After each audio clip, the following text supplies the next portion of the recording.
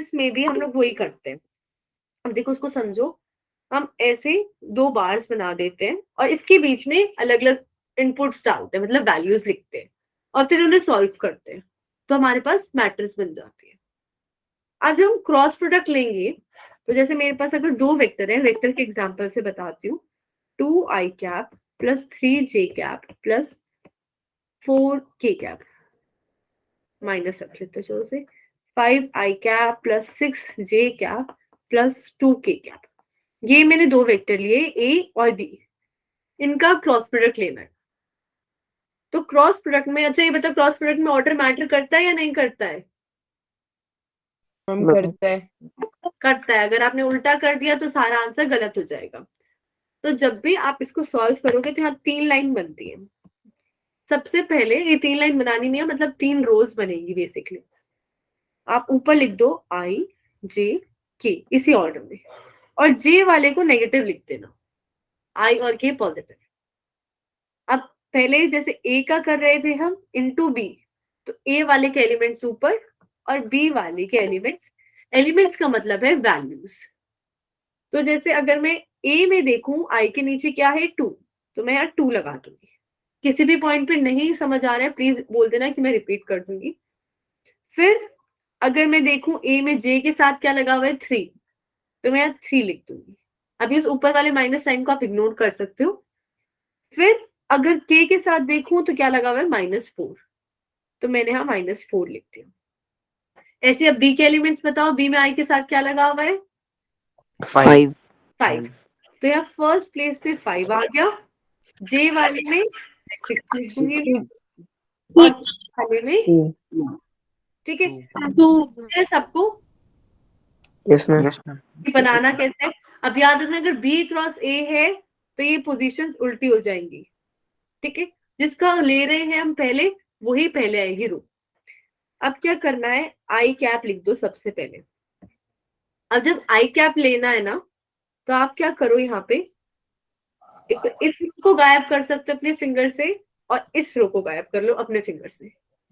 जे and हाँ, तो आई वाली रो को हमेशा गायब कर लेना जब आई का कैलकुलेट कर रहे हो। और आपको उल्टा क्रॉस बनाना है, मतलब ऐसे राइट से लेफ्ट बनाते हो, अब आपको पहले लेफ्ट वाला बनाना है फिर राइट वाला बनाना है, ठीक है। तो पहले लेफ्ट से वैल्यू लेकर आनी है, मतलब ये वाला पहले करना है और ये वाला बाद में करना है। ये चीज आपको याद रखना है, लेफ्ट वाला पहले राइट वाला बाद में, ठीक है। यही सबसे इंपॉर्टेंट है इसमें, बाकी तो इजी पार्ट है। अब वो आप करोगे, मतलब ये फिर ये, तो इन नंबर्स को क्या करना है, मल्टीप्लाई करना है। जैसे 2 × 3 क्या आएगा 6, और इसके बीच में एक माइनस लगा दो। अब जो दो उसने जो राइट साइड वाला नंबर है उनको मल्टीप्लाई कर दो, 24 -24। 6 × -4 है ना, ये माइनस में एक्स्ट्रा लगा रही हूँ, ये वो वाला माइनस नहीं है, एक्स्ट्रा लगा। तो यहाँ पे आ गया -24। अब क्या करेंगे, हम जे वाली लाइन लिखेंगे। तो जे में देखो ऊपर ध्यान से, मैंने पहले से ही माइनस लगाया हुआ है, तो आप उसे यहाँ पे -j ही रखोगे। अब जे के केस में जे वाली लाइन गायब कर देते हैं, तो बाकी मैं इरेज कर देती हूँ ताकि आपको कंफ्यूजन ना हो। इसको मैं एक बार फिर से बनाती हूँ।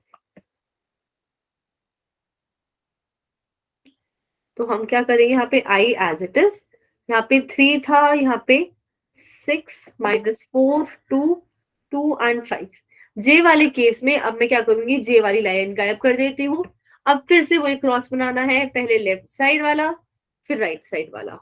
तो अब बताओ पहले कौन सा नंबर आएगा, 4 -20 -20, ठीक है। एक माइनस ऑलरेडी 4 में लगा हुआ है। ये क्लियर हो सबको? Yes ma'am. अब क्या करते हैं, के वाला एलिमेंट लेते हैं। तो के वाले के केस में फिर से हम के वाली लाइन गायब कर देंगे, तो मैं यहाँ पे डायरेक्ट ये वाली लाइन गायब कर देती हूँ और अब क्रॉस बनाते हैं। तो क्रॉस इधर से आएगा और इधर से 18 आएगा, 6 2 12, 12 - 15 12 - 15 करेक्ट। जिसने भी बोला है 12 - 15 करेक्ट है। तो हमें क्या करना है, पहले लेफ्ट वाला क्रॉस करना है, माइनस राइट वाला क्रॉस, बस ये करना है। अब इसे सॉल्व करो, आपका आंसर आ जाएगा। क्या आ गया? आई कैप के साथ, अच्छा ये बताओ आई कैप के साथ क्या आई की वैल्यू? 30 +30 +30, करेक्ट। और जे कैप के साथ 24 20 और -3 -3, ठीक है। आप इस माइनस को बाहर भी ले सकते हो, आंसर गलत नहीं होगा, बस वो प्लस के साथ मल्टीप्लाई होगा एक तरीके से। अब समझ आया करना क्या है वैसे बेसिक।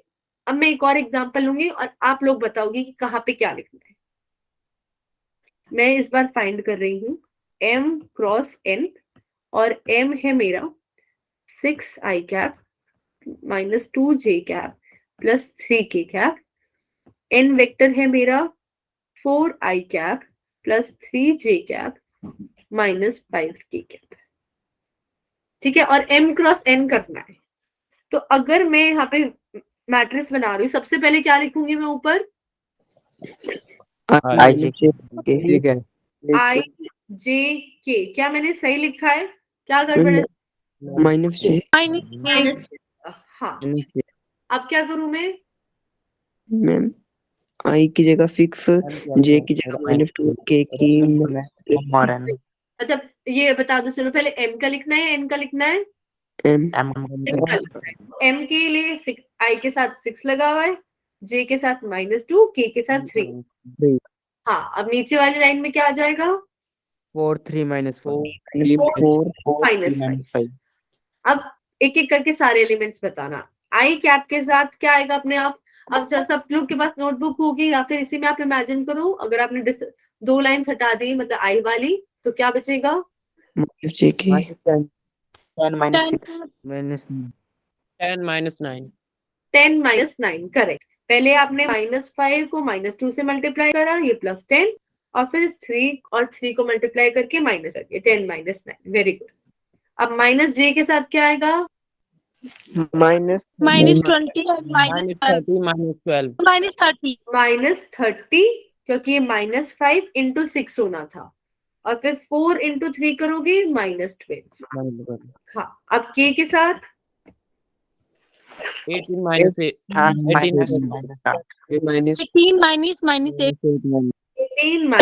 18 - किसी को भी डाउट है यहाँ तक?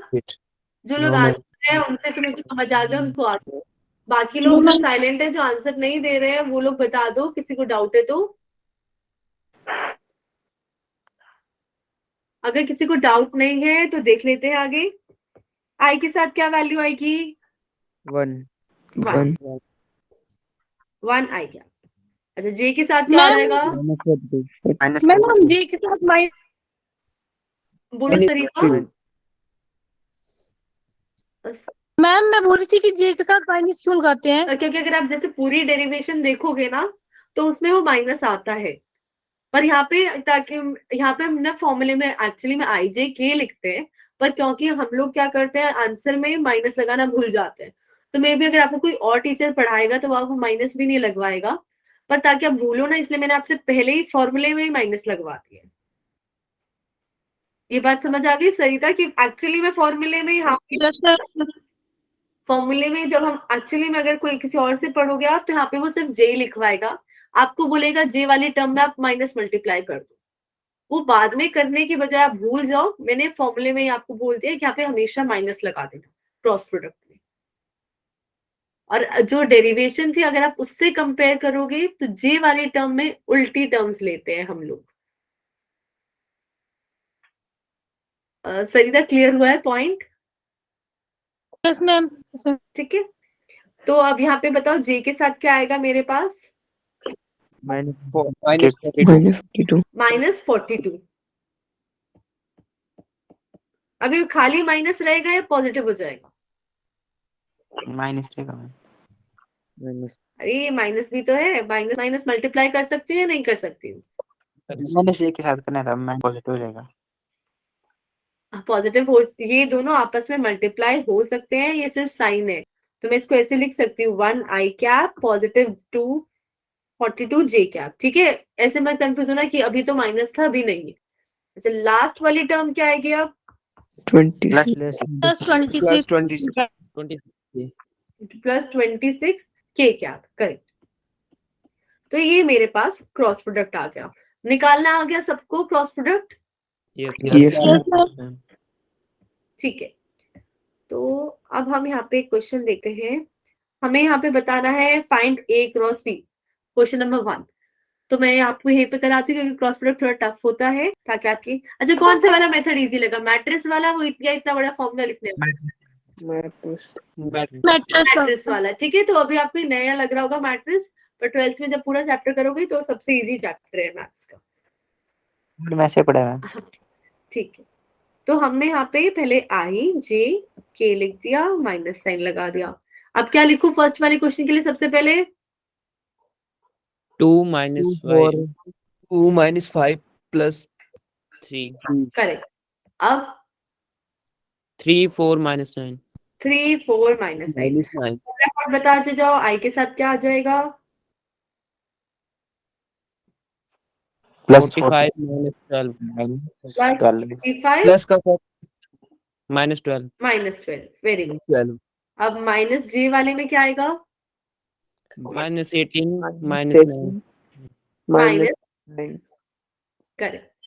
के वाले में 8 8 8 plus 8 15 8 प्लस 15 8 minus 15 हाँ करेक्ट, 8 माइनस माइनस 15 सरिता, माइनस माइनस वो लोग मल्टीप्लाई करके ऑलरेडी प्लस बोल रहे हैं। तो अब अगर मैं इसे सॉल्व करूं तो आई के साथ हमारे पास आ जाएगा 33, जे वाले के साथ 27 27। साइन कौन सा लगेगा बाहर? positive positive. और के वाले में 23 k cap 23 के कैप।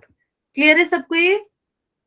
yes ma'am अब अच्छा नेक्स्ट वाले के लिए मेरे को बस टेबल बनानी बताओ कि अगर मेरे पास है यहाँ पे आई, ये माइनस जे और ये के, तो फर्स्ट कॉलम में क्या आएगा?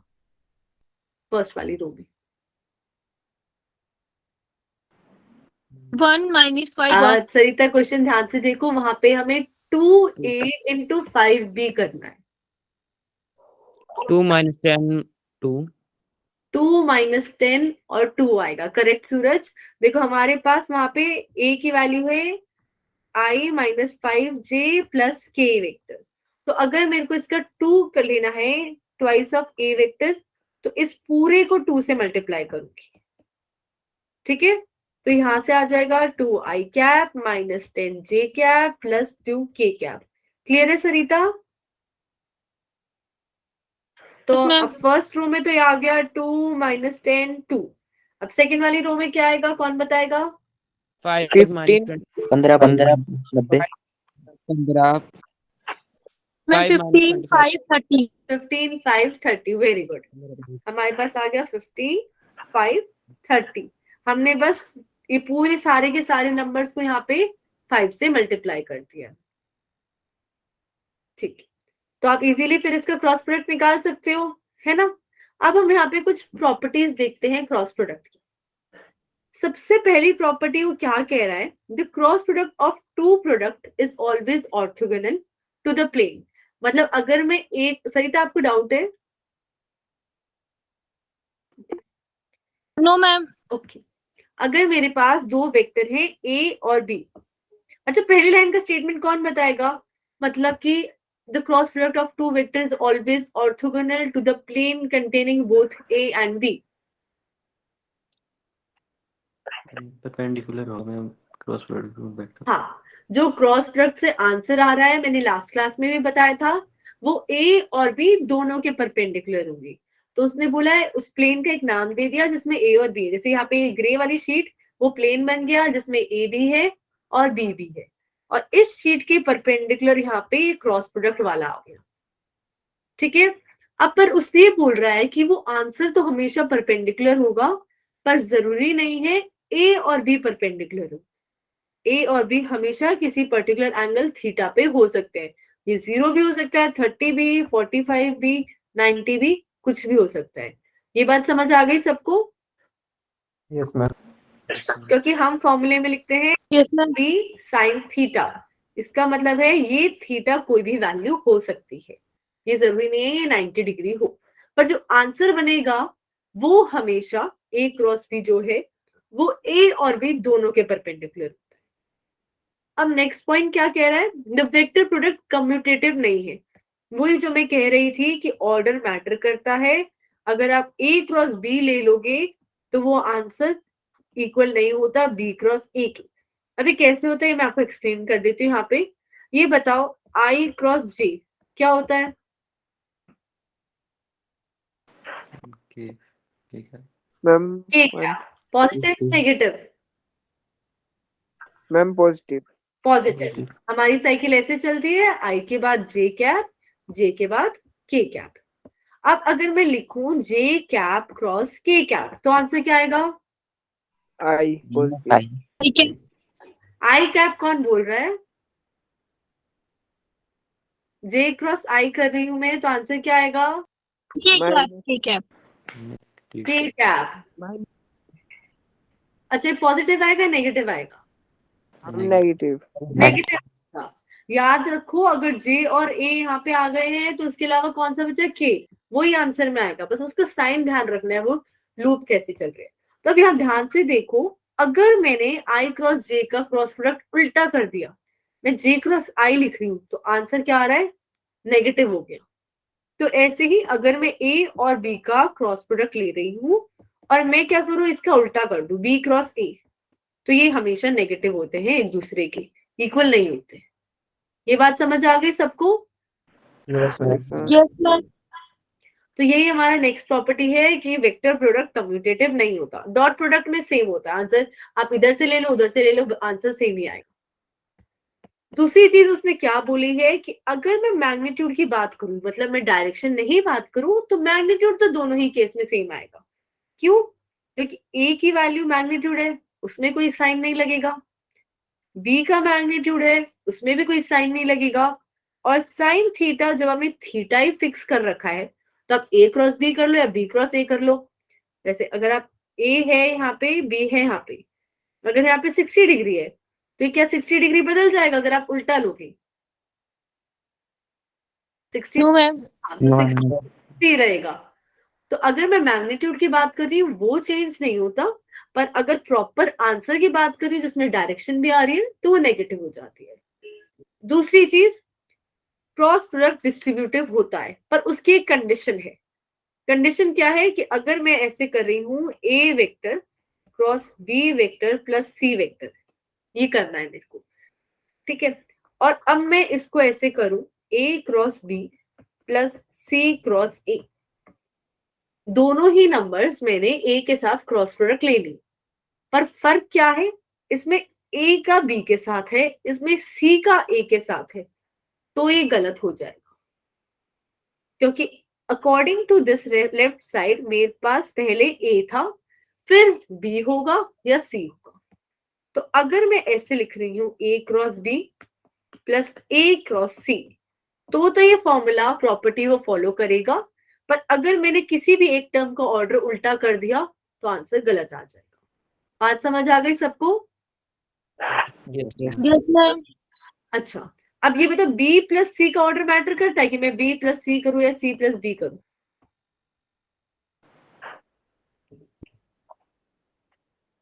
जब वेक्टर्स की सबसे पहले प्रॉपर्टी बताई थी तब मैंने बताया था एडिशन में कोई फर्क नहीं पड़ता, 2+3 करो 3+2 करो, आंसर सेम ही आएगा। अब हम लोग बात करते हैं अगली प्रॉपर्टी की। ये तो आप लोग को भी पता है कि वेक्टर प्रोडक्ट जो अगर हम क्रॉस प्रोडक्ट की बात करें वो मैक्सिमम कब होगा? जब साइन थीटा मैक्सिमम होगा। मैक्सिमम कब होता है साइन थीटा? 90। तो अगर मैं चाह रही हूं कि मेरे पास अगर ए है फिक्स और बी है फिक्स और मेरे को मैक्सिमम आंसर चाहिए, तो मैं उन दोनों को परपेंडिकुलर कर दूंगी। और परपेंडिकुलर की जगह यहाँ पे वर्ड हम यूज कर रहे हैं ऑर्थोगोनल। तो अगर ऑर्थोगोनल है तो हमारे पास आंसर मैक्सिमम हो जाएगा। वही जीरो कब हो जाएगा? वो बताओ जीरो कब होगा? मैम पैरेलल 0 डिग्री पे होगा। पैरेलल हो जाएंगे। हमारे पास होता है ए बी साइन थीटा। अब अगर ए जीरो नहीं है, बी जीरो नहीं है, तो साइन थीटा तो सिर्फ तभी जीरो होता है जब या तो वो पैरेलल हो या एंटी पैरेलल हो, दोनों ही केस ध्यान रखना। साइन 180 भी 0 होता है और साइन 0 भी 0 होता है। तो चाहे पैरेलल हो एंटी पैरेलल हो, आंसर 0 ही आएगा। ठीक है, क्लियर है सबको? अब यस अब हम लोग कुछ एप्लीकेशंस देखते हैं क्रॉस प्रोडक्ट के। ये इंपॉर्टेंट एप्लीकेशन होता है कि अगर मेरे पास एक पैरेललोग्राम बना हुआ है यहाँ पे, उसमें ये जो साइड पी क्यू है वो है ए वेक्टर और साइड पी एस जो है वो है बी वेक्टर, और मेरे को अब उसने बोला कि इस पैरेललोग्राम का एरिया फाइंड करो। तो सिंपल फॉर्मूला है, आप बस ए और बी का क्रॉस प्रोडक्ट फाइंड कर दोगे, आपको एरिया ऑफ पैरेललोग्राम आ जाएगा और कुछ नहीं करना है। पर याद रखना, एरिया फाइंड करना है, वेक्टर नहीं। तो ए क्रॉस बी से जो आंसर आएगा उसका मैग्नीट्यूड फाइंड करना है। ठीक है, अब इसका प्रूफ देख लेते हैं। अगर आप इस ट्राइंगल को देखो और मैं ए क्रॉस बी निकालूं तो क्या आएगा, A B sine theta. Sine theta निकालने के लिए हमने यहाँ पे एक परपेंडिकुलर डाला इस पॉइंट पे। तो इस ट्राइंगल से अगर मैं साइन थीटा का फॉर्मूला निकालूं, सो साइन थीटा क्या होगा, परपेंडिकुलर अपॉन हाइपोटेन्यूज। परपेंडिकुलर क्या है यहाँ पे, इस पैरेललोग्राम की हाइट जो है h और हाइपोटेन्यूज हमारा b वेक्टर। तो अगर मैं h की वैल्यू निकालूं तो वो हो गई b साइन थीटा। तो ऐसे ही अगर मेरे को फाइंड करना है, अगर मान लो कि उसने सिर्फ हाइट और एक वेक्टर, एक साइड का मैग्नीट्यूड दे रखा है, तो मैं इजीली हमारा पैरेललोग्राम का एरिया फाइंड कर सकती हूँ। जैसे स्क्वायर है, उसका एरिया क्या होता है, स्क्वायर का एरिया साइड और multiply by side. Side multiply by side. ठीक है, अच्छा स्क्वायर में कंफ्यूज हो जाओगे, रेक्टेंगल की बात करते हैं, लेंथ मल्टीप्लाई बाय ब्रेड्थ होता है। तो ये अगर मेरी लेंथ है और ये मेरी ब्रेड्थ है, यही करते हैं हम लोग, है तो ये भी पैरेललोग्राम। मैंने क्या किया, बेस को मल्टीप्लाई कर दिया हाइट के साथ। यही यहाँ पे हमारे पास फॉर्मूला आ गया कि अगर मैं ए क्रॉस बी ले रही हूँ तो क्या है उससे मेरे पास, मैंने बेस को मल्टीप्लाई किया हाइट के साथ और वही क्या होता है मेरा एरिया ऑफ पैरेललोग्राम। तो अगर आपको कभी भी दो साइड का वेक्टर दे रखा है, आपको बस एरिया बताना है, आप बस उनका क्रॉस प्रोडक्ट लोगी और फिर मैग्नीट्यूड फाइंड करोगी।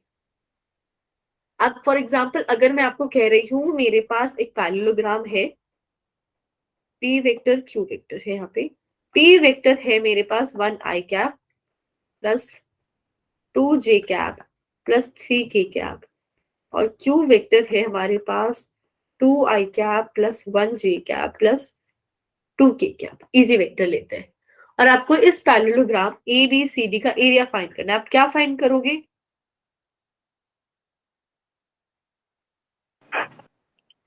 क्रॉस प्रोडक्ट P और Q, किसका क्रॉस प्रोडक्ट फाइंड करोगे, P और Q का। P और Q का फाइंड करोगे।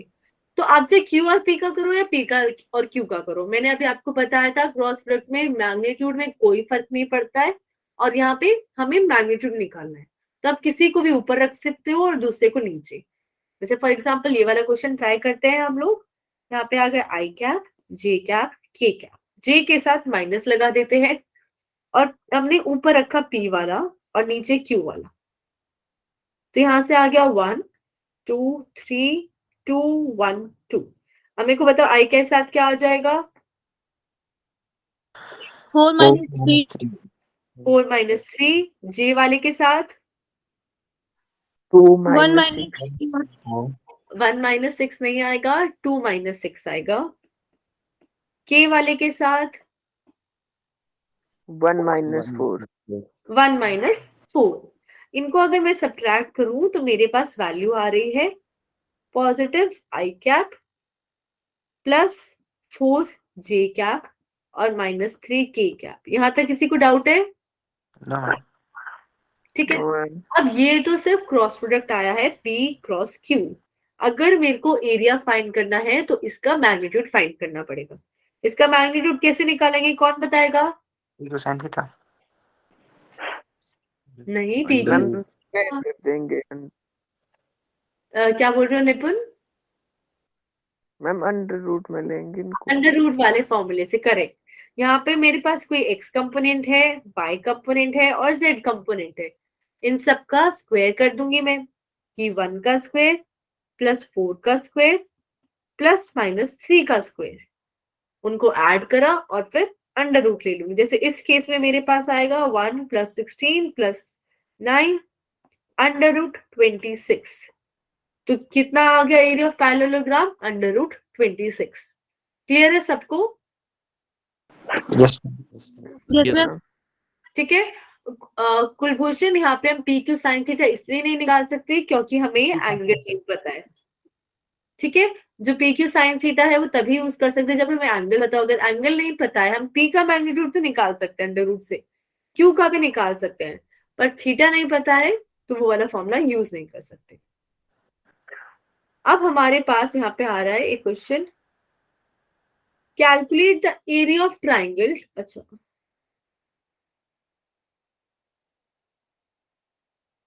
तो अगर ये पैरेललोग्राम है एक, तो आपको ये पता है पैरेललोग्राम का डायगोनल उसको दो इक्वल पार्ट्स में डिवाइड कर देता है, मैम। ये पता है। और ये दोनों मतलब इक्वल एरिया के ट्राइंगल बन जाते हैं कि अगर इसका एरिया है ए तो इसका भी एरिया ए होगा। ये क्लियर है ना सबको? सबको पता है ये? Yes. Yes, ma'am. Yes ma'am. अब अगर पूरे पैरेललोग्राम का एरिया आ रहा था ए क्रॉस बी का मैग्नीट्यूड, तो एक ट्राइंगल का एरिया कितने का क्या होगा? इसका हाफ हो जाएगा। Divided by 2। हाँ, तो एक पैरेललोग्राम में दो ट्राइंगल है, तो पहले एरिया का हमने फाइंड कर दिया पैरेललोग्राम का, और उसको अगर मैं हाफ कर दूं तो मेरे पास एरिया ऑफ ट्राइंगल आ जाता है। तो अगर कभी भी आपको दो वेक्टर दे रखे, आपको एरिया ऑफ ट्राइंगल फाइंड करना है, आप ए क्रॉस बी फाइंड करोगे और उसका हाफ करोगे। जैसे अब यहाँ पे एक न्यूमेरिकल है वो देखते हैं हम लोग। यहाँ पे हमारे पास है calculate the area of the triangle determined by two vectors. अब आप ये कंफ्यूज मत होना कि यहाँ पे पैरेललोग्राम तो है ही नहीं, आपको दो वेक्टर दे रखे हैं, एक ए वेक्टर है और एक बी वेक्टर है, तो आप इन दोनों से कभी भी पैरेललोग्राम बना लो। तो आपको क्या करना है, इनका क्रॉस प्रोडक्ट फाइंड करना है, पहले ए क्रॉस बी, और जैसे ही वो आ जाए उसका मैग्नीट्यूड फाइंड करो और हाफ कर दो, आपके पास क्या आ जाएगा? Area of parallelogram. क्लियर है सबको? Yes ma'am. Yes, ma'am. Yes ma'am. ठीक है, तो अब यहाँ पे अच्छा चलो फर्स्ट वाला पार्ट, जैसे हमारे पास मान लो कि मेरे पास आ रहा है प्रीवियस क्वेश्चन में ही जो हमारे पास आया था यहाँ पे अंडर रूट 26, इस वाले में। तो इस वाले में अगर मैं बात करूं एक ट्राइंगल की, तो कितना एरिया आएगा एक ट्राइंगल का? Ma'am under root 26 2। Two. Under root 26 upon 2। Doubt है यहाँ पे किसी को? दो मैम। ठीक है, No, ma'am. तो अब मैं आपको, क्योंकि क्रॉस प्रोडक्ट डॉट प्रोडक्ट दोनों कंप्लीट हो गए आप लोगों के, तो मैं आप लोग को एक न्यूमेरिकल देती हूँ और वो ट्राई करेंगे। इसमें यूनिट वेक्टर का यूज होगा, तो आप जब तक अगर आपको सोचना है यूनिट वेक्टर क्या होता है, find a vector which has magnitude of a vector 2i cap plus 3j cap plus 4k cap and direction of 3i cap plus 4j cap plus k cap। हमें एक ऐसा वेक्टर फाइंड करना है जिसका magnitude ए vector के equal हो और direction B vector के। अच्छा, अब ये बताओ ए का क्या क्या हम कहना चाह रहे हैं, कोई एक्सप्लेन कर सकता है क्वेश्चन कि इसमें करना क्या है? ट्राई करो आप लोग, क्या आप लोग को क्या क्लिक कर रहा है कि इसमें करना क्या है?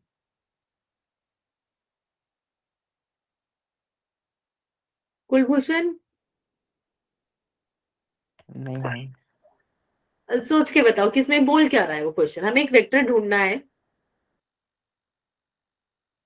उसका मैग्नीट्यूड मतलब उसका साइज ए वेक्टर जितना होना चाहिए और उसकी डायरेक्शन बी वेक्टर जैसी होनी चाहिए। तो अगर मेरे को बी की डायरेक्शन चाहिए तो मैं क्या फाइंड करूंगी?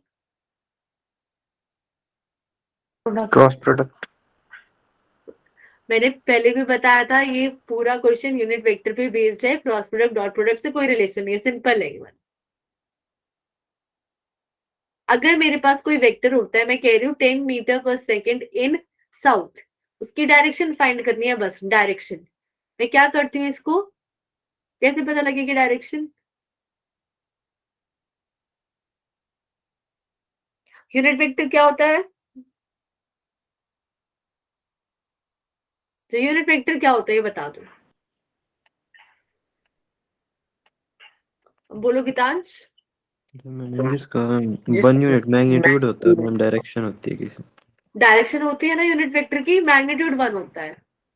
तो हमें यहाँ डायरेक्शन ही तो चाहिए बी की। मेरे को बी का मैग्नीट्यूड से कोई मतलब नहीं है, मेरे को बी की सिर्फ डायरेक्शन चाहिए। तो मैं एक तो, और ए का मैग्नीट्यूड चाहिए। तो अगर मैं बी के से यूनिट वेक्टर फाइंड कर लेती हूँ, जैसे बी का यहाँ पे मैग्नीट्यूड निकालना पड़ेगा। क्या आएगा बी का मैग्नीट्यूड? 3 का स्क्वायर, 4 का स्क्वायर प्लस 1 का स्क्वायर, 9 प्लस 16 प्लस 1, फिर से √26। इसमें डाउट है किसी को कि बी का मैग्नीट्यूड निकालना है? अब हमें बी की डायरेक्शन चाहिए, मतलब बी का यूनिट वेक्टर। बी का यूनिट वेक्टर क्या होगा? B vector divide by B का मैग्नीट्यूड। कौन बताएगा क्या हो जाएगा यहाँ पे? ये सब कुछ इस पे ही लिखा हुआ है स्क्रीन पे। यूनिट वेक्टर भूल गए सब लोग? फॉर्मूला भी लिखा हुआ है। Ma'am 3i cap upon √6 plus 4j cap upon √6 plus 1k cap upon √6। √26 है वो, सरिता। Sorry ma'am, sorry. हाँ, √26।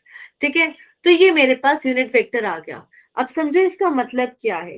ये एक ऐसा वेक्टर है जिसका साइज 1 है पर डायरेक्शन बी वाली है। तो मेरे को बी की डायरेक्शन तो मिल गई, एक चीज पूरी हो गई। अब मेरे को क्या चाहिए? ए का मैग्नीट्यूड चाहिए इस वेक्टर में, जो भी मेरे को आंसर में चाहिए। तो मैं पहले ए का मैग्नीट्यूड फाइंड करती हूँ। हो जाएगा यहाँ पे 4 प्लस 9 प्लस 16 √29। यहां तक डाउट है किसी को? No ma'am. अब अगर मैं इस बी का जो यूनिट वेक्टर आया है, जिसमें डायरेक्शन बी की थी पर साइज 1 था, अगर मैं उसको 29 से मल्टीप्लाई कर दूं √29 से, तो क्या होगा? एक ऐसा वेक्टर आ जाएगा जिसका मैग्नीट्यूड 29 हो गया, क्योंकि 20 √29 को मैंने 1 से मल्टीप्लाई किया, तो क्या बचा? सिर्फ √29। तो क्या बोल रही हूँ मैं यहाँ पे? √29 इंटू 1 इंटू बी की डायरेक्शन। तो मैग्नीट्यूड मेरे पास 1 था, अब मैंने √29 से मल्टीप्लाई कर दिया, तो मेरे पास √29 मैग्नीट्यूड आ गया, और बी की डायरेक्शन को मैंने एज इट इज छोड़ दिया। ये बात समझ आई सबको? Yes, ma'am. हाँ, तो अब मेरे पास एक ऐसा वेक्टर आ गया है जिसमें बी की डायरेक्शन है और ए का मैग्नीट्यूड है। मैंने जानबूझ के थोड़ा ट्रिकी क्वेश्चन लिया था कि ट्रिकी भी आए तो आप सॉल्व कर पाओ, कि मैंने पहले यूनिट वेक्टर निकाला जिसकी डायरेक्शन भी चाहिए थी उसके लिए, और जिसका मैग्नीट्यूड चाहिए उसका मैग्नीट्यूड निकाला और 1 से मल्टीप्लाई कर दिया।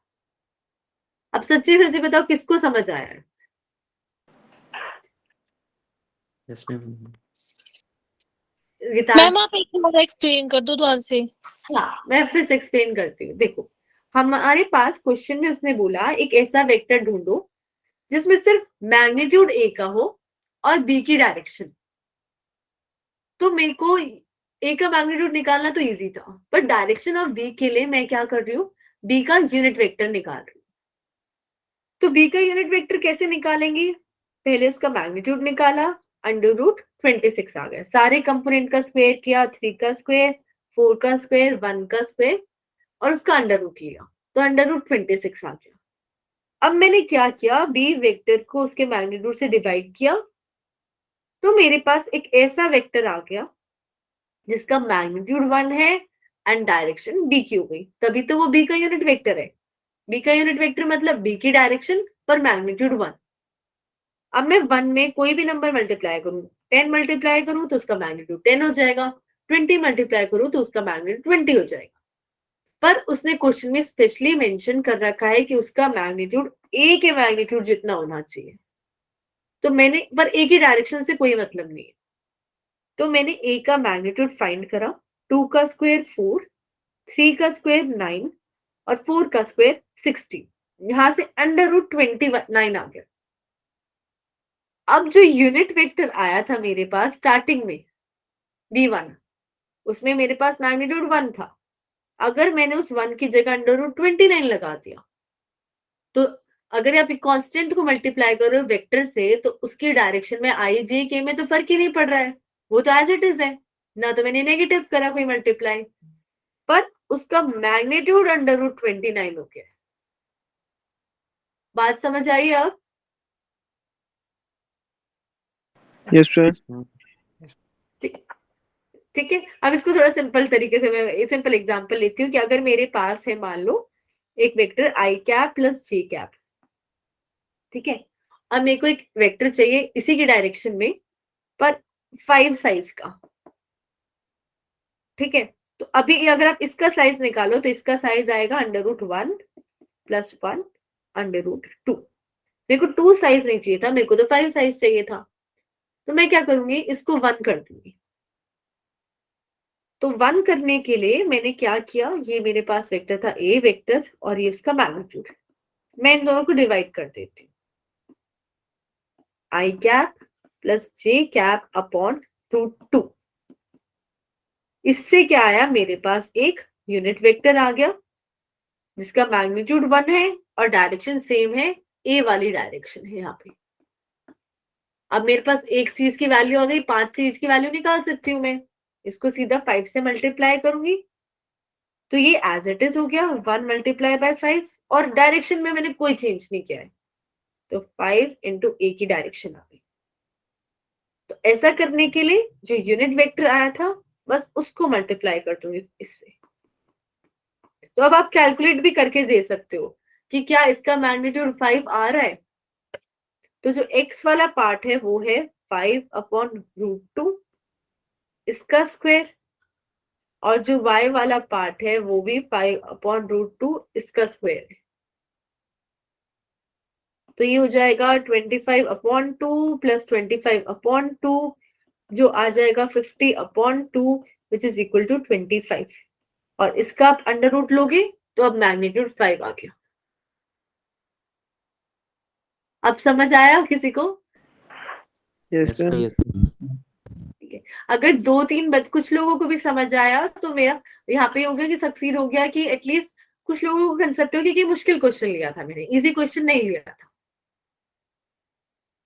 अब थोड़ा इजी क्वेश्चन देते हैं बाकी, ताकि आप लोग का कॉन्फिडेंस वापस आ जाए। एक सेकेंड, कौन से टॉपिक्स पे क्वेश्चन कराओ, चलो ये बताओ।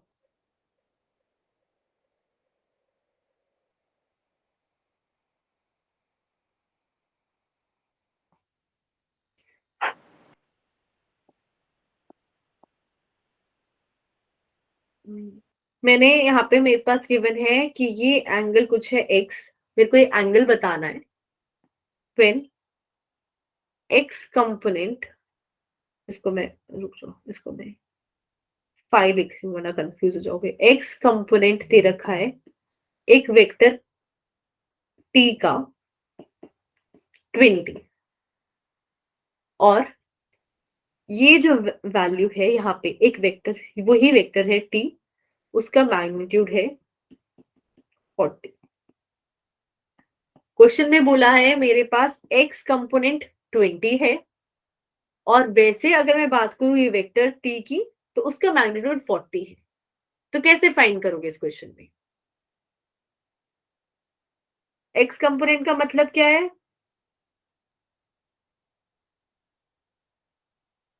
सो गए सब लोग? x component resolution of vectors, X cos theta. x cos theta, यही होता है। Yes ma'am. Yes, ma'am. यहाँ पे वेक्टर है t मैं हल्का सा वेरिएबल चेंज कर देती हूँ, आप लोग कंफ्यूज हो जाते हो। देखो वहां पे क्या होता था, एक आर वेक्टर होता था इधर, यहाँ पे हम थीटा लेते थे। अगर मैं इसका कंपोनेंट देखती थी एक्स डायरेक्शन में, हो जाता आर कॉस थीटा, यही होता था। Yes ma'am. और इस आर का कुछ मैग्नीट्यूड होता था। अब मैंने वहां पे आर की जगह यहाँ बस टी बना रखा है, यहाँ पे थीटा की जगह 5 बना रखा है। और मैं कह रही हूँ जो एक्स वाला कंपोनेंट है, मतलब टी कॉस थीटा, उसकी वैल्यू 20 है और इस टी की वैल्यू 40 है। तो मेरे को बताओ थीटा कितना होगा? 1/2। थीटा बोला है सरिता ने 1/2। थीटा 1/2 है, कॉस थीटा 1/2 है। हमको थीटा। Very good. देखो उसने टी का साइज रखा है 40, आपने यहाँ पे 40 पुट किया कॉस थीटा, और एक्स कंपोनेंट दे रखा था उसने 20। तो यहाँ से आप निकाल सकते हो कॉस थीटा इक्वल्स टू 1/2। थीटा कितना आ जाएगा? 60 डिग्री। 60 डिग्री।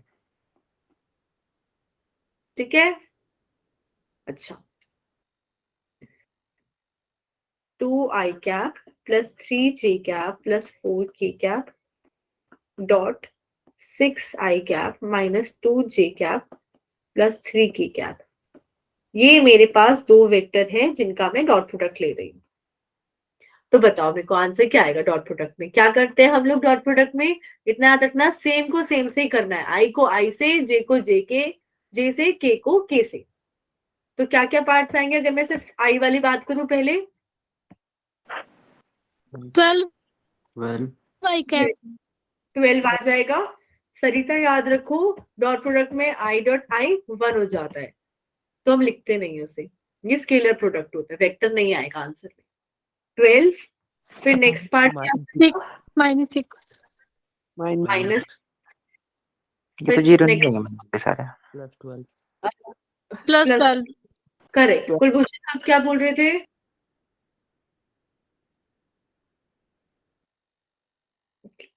तो अब यहाँ से आंसर क्या आया? 24 माइनस 6 18। ठीक है, क्लियर है सबको ये? Yes, ma'am. ठीक है। अब अगर मैं आपसे बोलूं, यहाँ पे मेरे पास है दो वेक्टर्स हैं, उनके बीच में थीटा है 30 डिग्री, ए का मैग्नीट्यूड है 5, बी का मैग्नीट्यूड है 6। अब मेरे को बताओ क्रॉस प्रोडक्ट से आंसर क्या आएगा और डॉट प्रोडक्ट से आंसर क्या आएगा? क्रॉस प्रोडक्ट में क्या फॉर्मूला होता है? AB sin theta. A B sine theta.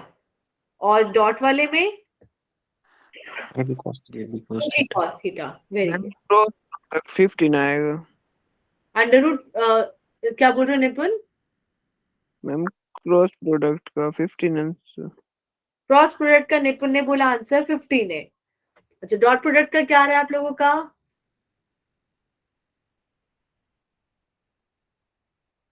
सारी वैल्यूज डायरेक्ट है, बस कॉस की और साइन की लगानी है। Ma'am 15 under root 3।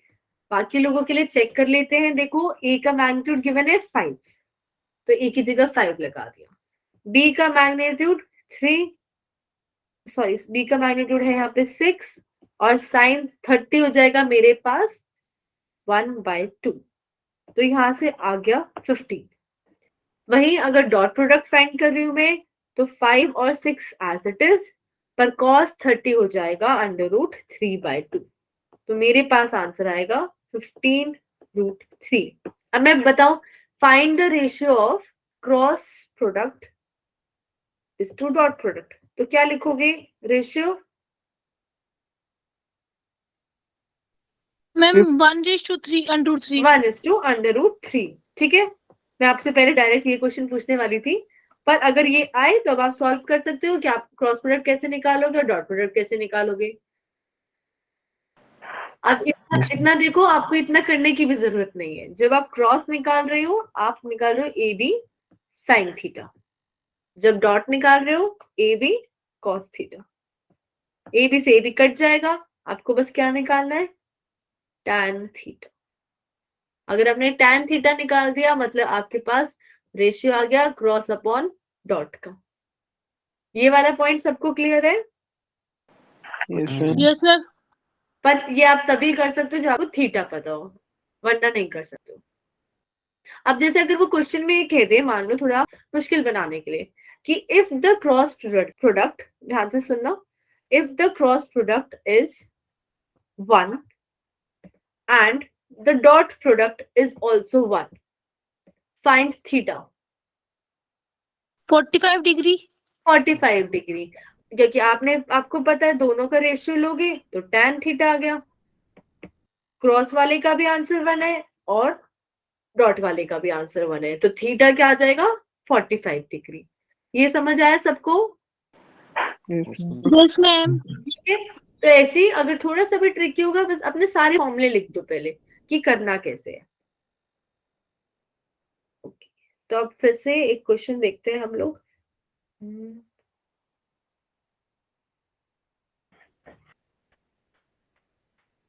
If the area of triangle is 40 and magnitude of one side of parallelogram को ऐसे लिख सकते हैं, parallelogram is 10, find the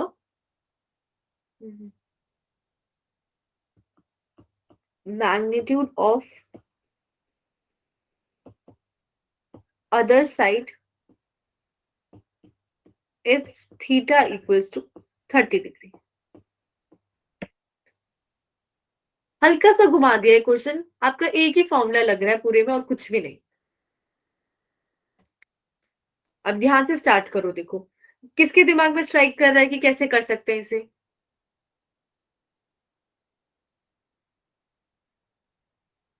हमें यहाँ पे एरिया ऑफ ट्राइंगल दे रखा है और पैरेललोग्राम भी दे रखा है। अब आपको ये पता है एरिया ऑफ ट्राइंगल क्या होता है? Area of triangle A cross B, parallelogram के हिसाब से वेक्टर्स है चैप्टर, तो ए क्रॉस बी हो जाएगा और ए क्रॉस बी के मैग्नीट्यूड की जगह आप क्या लिख सकते हो?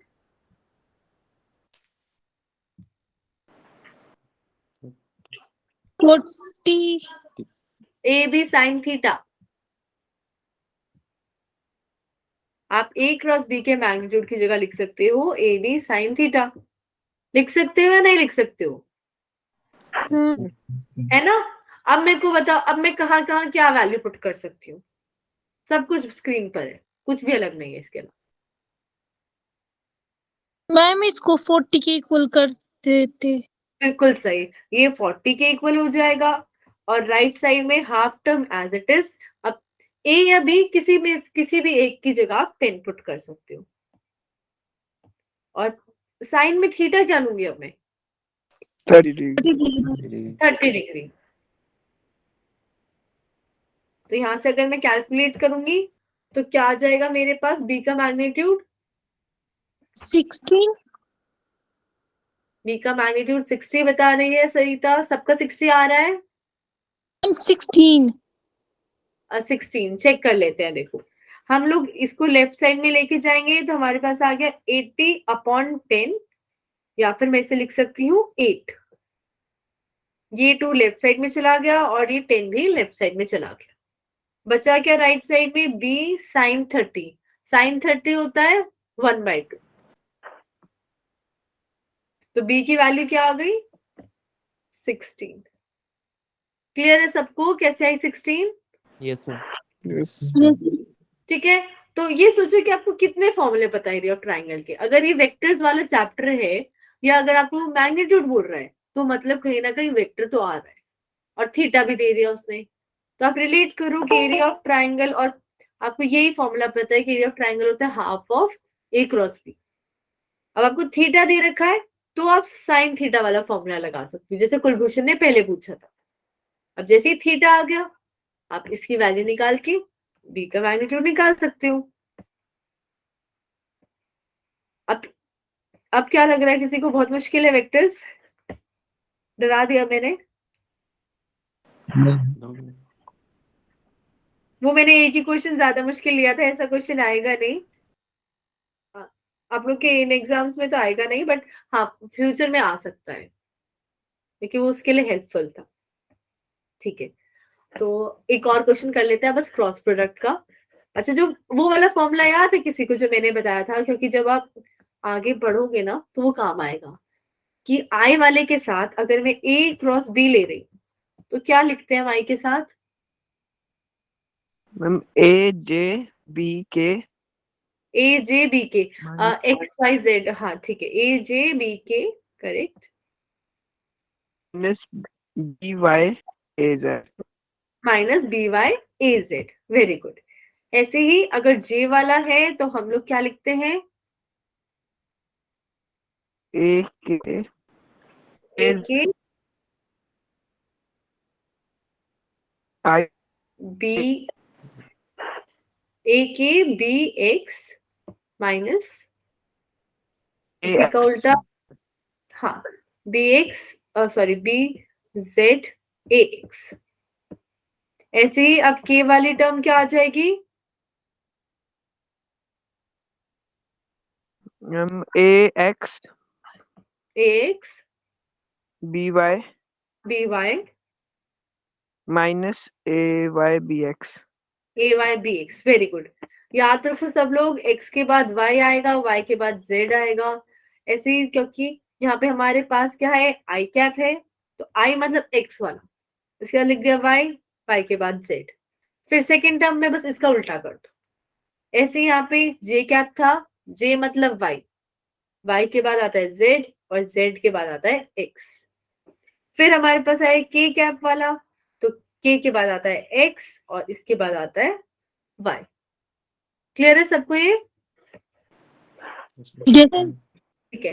अब सरिता जो आप डाउट पूछ रहे थे हमने नेगेटिव क्यों लिया, देखो वो इससे भी क्लियर कर सकते हो आप कि अगर मैं आई जे के लू यहाँ पे X X A Y A Z B X B Y B Z, और अब जे वाला कंपोनेंट निकालते हैं और ऊपर माइनस नहीं लगाते हैं, तो बताओ जे वाला कंपोनेंट क्या आएगा सब लोग? B Z A A Z minus B X A Z. B X A Z. अब आप कंपेयर करो सरिता, ये और ये दोनों उल्टे हैं।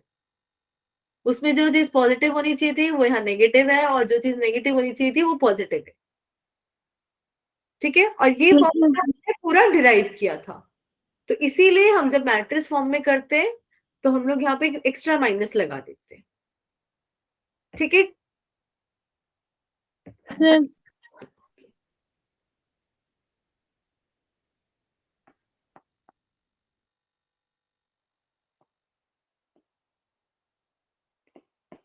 अब इस केस में बताओ क्रॉस प्रोडक्ट क्या आएगा? आई के साथ zero zero minus nine zero minus 6 zero minus 6 correct. Minus J वाले के साथ जीरो माइनस -9 जीरो यहाँ माइनस पे जीरो माइनस नाइन आएगा आई वाले के साथ। नहीं, देखो जीरो ये हो गया -6, आई वाली में आई वाली लाइन छुपानी है, जे वाली में जे वाली, के वाली में के वाली, तो के का कंपोनेंट क्या आएगा? 0 -6 जीरो माइनस 6। ठीक है, तो यहाँ पे लिख सकती हूँ मैं -6 आई कैप प्लस 9 जे कैप -6 के कैप। अब मेरे पास ये है ए और बी, अब मेरे को बताओ इनमें से किसके परपेंडिकुलर होगा ये, ए के या बी के? दोनों के होगा। जब भी क्रॉस प्रोडक्ट आता है आंसर, जैसे यहाँ पे एक्स वेक्टर आया है, तो जिन जिन का क्रॉस प्रोडक्ट लिया है वो उन दोनों के परपेंडिकुलर होगा। एक्स यहाँ पे ए के भी परपेंडिकुलर है और एक्स यहाँ पे बी के भी परपेंडिकुलर है। ठीक है, ये सारे पॉइंट्स क्लियर है सबको? जैसे हाँ, तो अब वेक्टर्स में इतना ही था। अब जब हम लोग नेक्स्ट वीक मिलेंगे तो हम लोग स्टार्ट करेंगे मैथमेटिकल टूल्स। तो उसमें जब आपको कंफ्यूजन हो रही है कि कहाँ पे नेगेटिव एंगल आ रहा है, कॉस में तब कैसे निकालेंगे, टैन में कैसे निकालेंगे, या फिर अलग अलग कुछ फॉर्मूलेज है ट्रिग्नोमेट्रिक के, वो भी हम करेंगे एंड इंटीग्रेशन डिफरेंशिएशन स्टार्ट कर देंगे। ठीक है, Yes, ma'am. Yes, Yes, sir. ma'am. जब तक के लिए प्लीज ये क्रॉस प्रोडक्ट और डॉट प्रोडक्ट हमेशा याद रखना कैसे करना है, ये आगे बहुत यूज होगा। किसी को कोई डाउट है तो वो पूछ सकता है।